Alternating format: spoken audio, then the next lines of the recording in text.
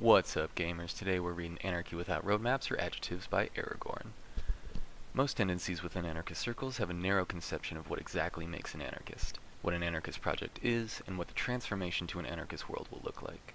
Whether green or red, communist or individualist, activist or critical, anarchists spend as much time defending their own speculative positions on these complicated issues as they do learning what others have to offer, especially other anarchists. As a result, many find that they would prefer to do their projects, political and social, outside of anarchist circles.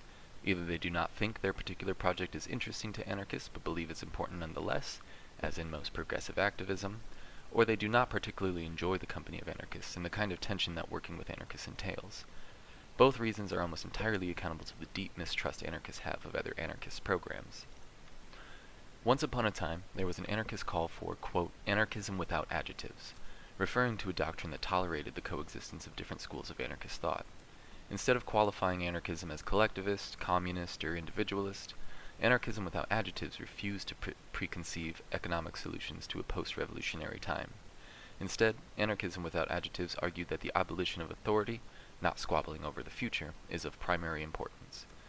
Today there are as many, if not more, divisions about what the abolition of authority should look like, as there were divisions on the question of the economic program for after the revolution 120 years ago. Anarchist activists, organizers, believe that a power from below will abolish authority. Class struggle anarchists believe that the working class will end the authority of capitalist society. Collapsists believe that economic and environmental conditions will inevitably lead to social transformation and an end to authority. Then again, many anarchists do not believe that the abolition of authority is of primary importance for anarchists at all. Their arguments are that authority cannot be simply understood, it is both capitalism and the state, and neither of these.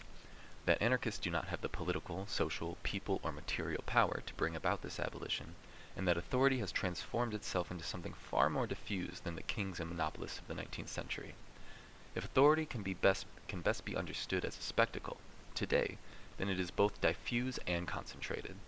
The flexibility on the part of spectacular society has resulted in the effort for the abolition of authority, and the practice of many anarchists, for its own sake, to be perceived as utopian and spectacularly ridiculous. Anarchists of all stripes agree that the revolutionary programs of the past have fallen far short of the total liberation of the oppressed. Leftists believe that the programs were likely to have been right, but that the timing and conditions were wrong. Many other anarchists believe that the time for programs is over. These perspectives are represented in the history of anarchism and are the source of endless contention in the founding of and meetings of anarchist groups.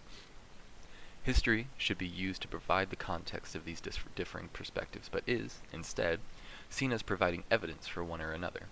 Instead of trying to understand one another, to communicate, we seem to use the opportunity of our lack of success to fix our positions and argue for decreasing returns. If anarchy does not have a roadmap, then we, as anarchists, are free to work together. Our projects might not be of the same scale as the general strike or even the halting of business as usual in a major metropolitan area, but they would be anarchist projects. An anarchy without roadmaps or adjectives could be one where the context of the decisions that we make together will be of our own creation, rather than imposed upon us. It could be an anarchy of now, rather than the hope of another day. It would place the burden of establishing trust on those who actually have a common political goal, the abolition of the state and capitalism, rather than on those who have no goal at all or whose goal is antithetical to an anarchist one. An anarchy without roadmap or adjectives does not ignore difference, but instead places it in the context that it belongs in. When we are faced with a moment of extreme tension, when everything that we know appears about to change, then we may choose different forks in the road. Until that time, anarchists should approach each other with the naivete that we approach the world with. If we believe that the world can change and could change in a radical direction from the one traveled the past several thousand years, then we should have some trust in others who desire the same things.